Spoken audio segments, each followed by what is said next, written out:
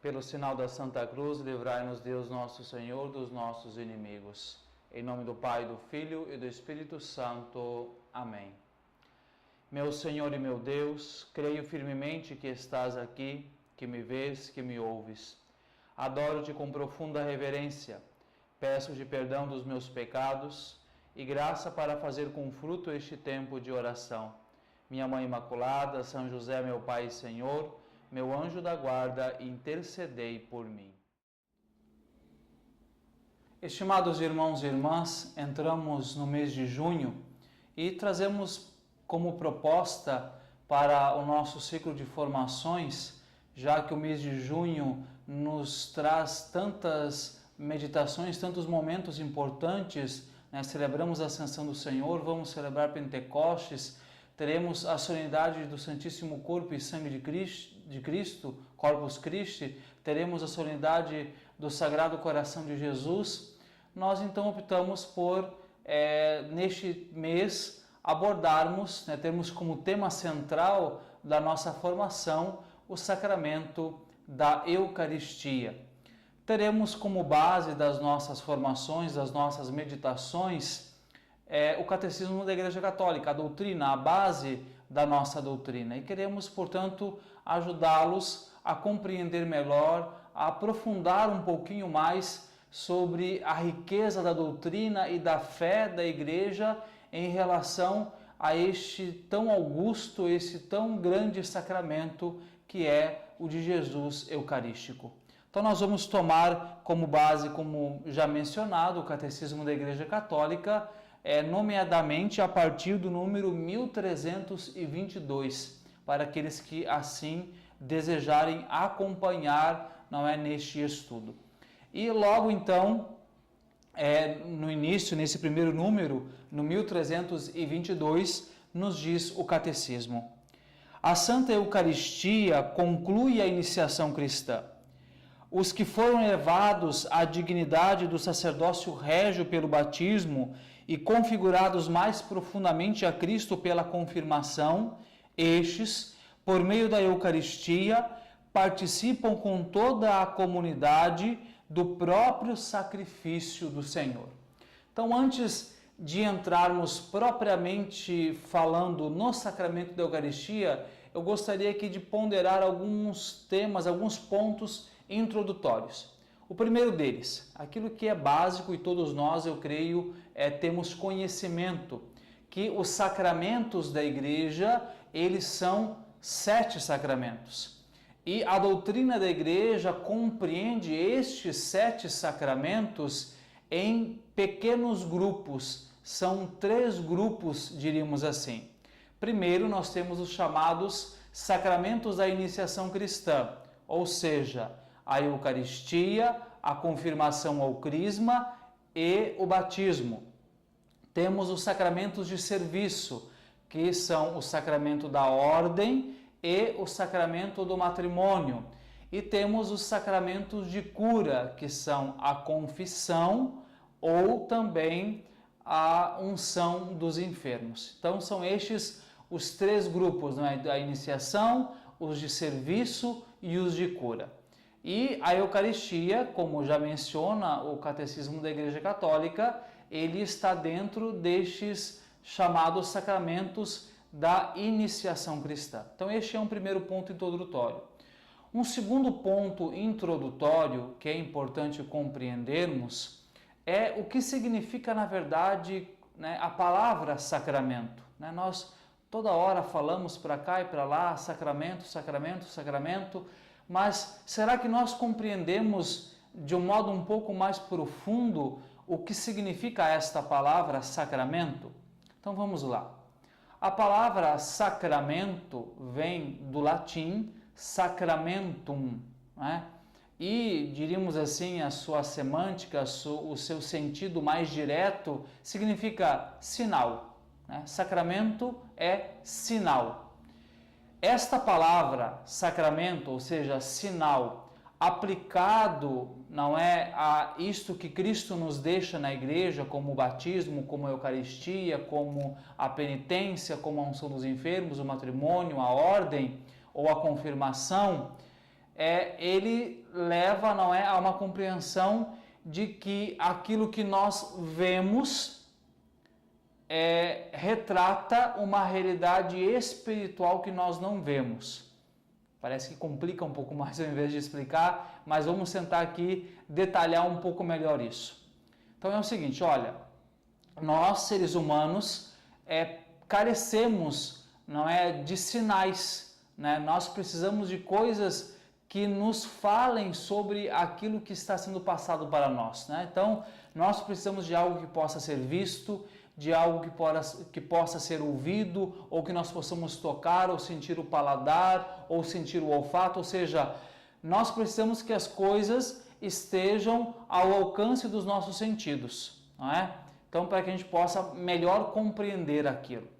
Então, quando nós falamos de um sacramento, ou seja, de um sinal, nós vemos um sinal que acontece diante dos nossos olhos. E aquele sinal nos fala, nos ensina, não é? Nos coloca diante de uma realidade sobrenatural, ou seja, diante de algo que os nossos olhos, ou eu diria que os nossos sentidos não alcançam. Então, por exemplo, quando nós tomamos o sacramento do batismo, né?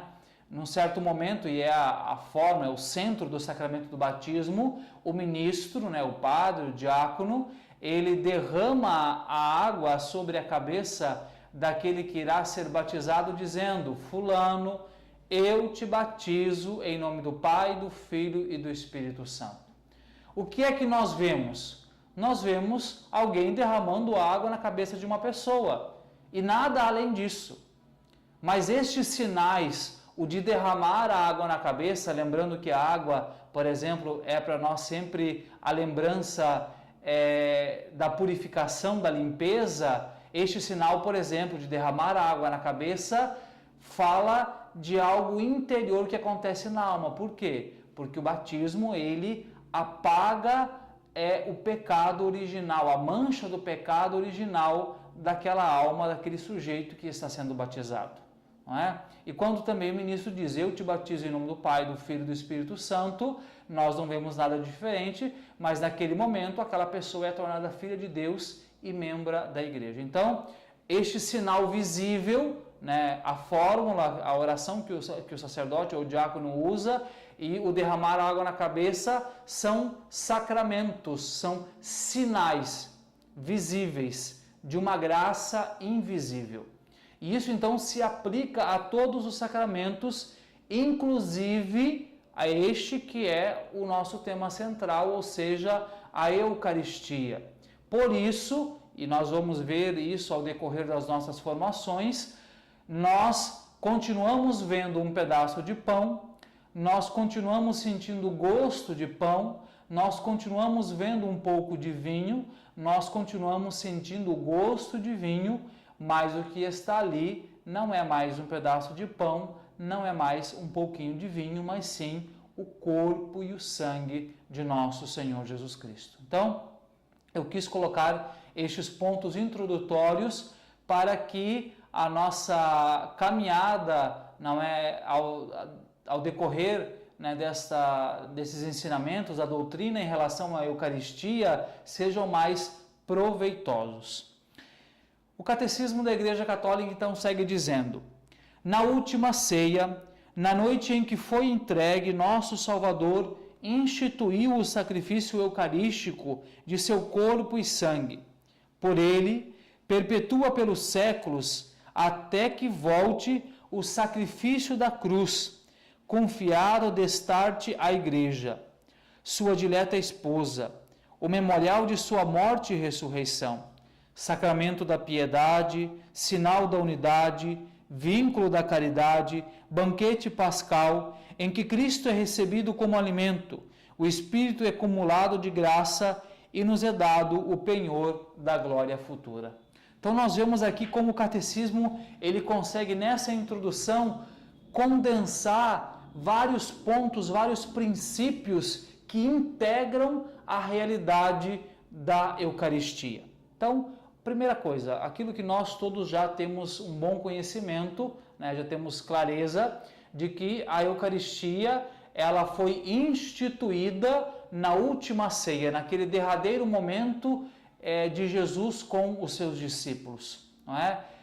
Agora, aquele momento da última ceia, também conhecida, né, como nós celebramos na Semana Santa como o momento do lava-pés, porque Jesus também naquele mesmo dia, naquela mesma ocasião, realiza o lava-pés. Este momento ele está intimamente ligado com aquilo que Cristo irá viver na sexta-feira, ou seja, a sua entrega, o dar a sua vida na cruz por nós. Aqui entra também uma compreensão que talvez a nós ocidentais não seja tão clara, mas para os orientais, e no caso, né, Israel, os judeus, era algo muito claro, de que o dia ele começa na verdade com as vésperas, né? Então, ao entardecer, né, por exemplo, nós estamos num dia, hoje é quarta-feira, entardecer de quarta-feira, na verdade nós já estamos unidos à quinta-feira, já é quinta-feira, não é? Então, quando Jesus ele está celebrando a última ceia com os seus discípulos, isso é na quinta-feira à noite, é como se já fosse sexta-feira, não é? Então, aquele sacrifício cruento, ou seja, o ato de Jesus dar a vida na cruz, está unido porque acontece também no mesmo dia, não é? Então, quando Jesus toma o pão, toma o cálice, dá graças a Deus, reparte, dá aos seus discípulos, dizendo: tomai todos e comei, tomai todos e bebei, este é o meu corpo, este é o meu sangue. É este corpo, é este sangue que ele dará na cruz. E por isso, então, este momento, este ato está intimamente ligado com o Calvário, com a cruz, não é? E é, de fato, a doação da vida de Cristo. Por isso, a Eucaristia, ela é a doação perpétua de Cristo por nós. É este ato de amor, não simplesmente, e esse simplesmente aqui não é reduzir, mas para não fixarmos somente sobre o ato da última ceia, mas é a doação porque é Cristo que se dá por nós no sacrifício da cruz, não é? E ele dá o seu corpo e o seu sangue e pede que a igreja celebre este sacramento, ou seja, torne sempre atual esta presença, esta doação que ele realiza na cruz, no Calvário, até que ele venha. Então, o que Cristo está fazendo na verdade? Cristo, ele está garantindo que a igreja, ela seja sustentada na sua caminhada. O Catecismo da Igreja Católica também nos ensina, no número 766, que a igreja, ela nasce daquele dom primeiro de Cristo na cruz. Ou seja, quando Cristo dá a sua vida na cruz, não é? Quando o soldado abre o lado de Cristo com a lança e dali jorram a água e o sangue, significando estes dois sacramentos, o batismo, pelo qual nós nascemos para a igreja, entramos na igreja, mas também o sangue, simbolizando o sacramento da Eucaristia, pelo qual nós somos sustentados dentro da igreja, não é? Então, a Eucaristia é esse sacramento que nos sustenta, né? Que nos, diríamos assim, garante a vida sobrenatural enquanto nós peregrinamos cá na terra. E Jesus, então, dá este sacrifício, dá o seu corpo, o seu sangue e pede que a sua igreja celebre até que ele volte. E então o catecismo nomeia, não é? Todos estes adjetivos, diríamos assim, em relação ao sacramento da Eucaristia, e eu gostaria de finalmente destacar este último que ele nos fala, não é? E nos é dado o penhor da glória futura. Por que nos é dado no sacramento da Eucaristia o penhor da glória futura? O que é a glória futura? É a vida eterna, é o céu, é o paraíso. Então, receber o corpo e o sangue de Cristo na Eucaristia é receber o penhor, ou seja, a garantia do céu. É experimentar, de certa maneira, o céu aqui e agora. Então eu gostaria, meus irmãos e irmãs, de, concluindo esse nosso primeiro vídeo, convidar você a nos acompanhar neste mês de junho. Toda quarta-feira nós lançamos um vídeo de formação e, como eu mencionei no início desse vídeo, vamos falar sobre a Eucaristia no mês de junho. Vamos fazer um empenho aí de acompanhar, inclusive de convidar outras pessoas para acompanhar, divulgar estes vídeos, né? Nós não temos a intenção aqui de simplesmente divulgar para sermos conhecidos, como muitas pessoas fazem com o YouTube, mas o nosso desejo é que mais pessoas conheçam a verdade de Cristo, conheçam a doutrina da igreja. Então, não somente você se proponha neste mês a nos acompanhar, mas também convide mais pessoas. Para quê? Para que nós possamos conhecer mais a Eucaristia e, conhecendo mais, possamos amar mais a Eucaristia e nos nutrirmos mais profundamente deste grande dom que é nosso Senhor Jesus Cristo Eucarístico. Deus o abençoe. Em nome do Pai, do Filho e do Espírito Santo. Amém.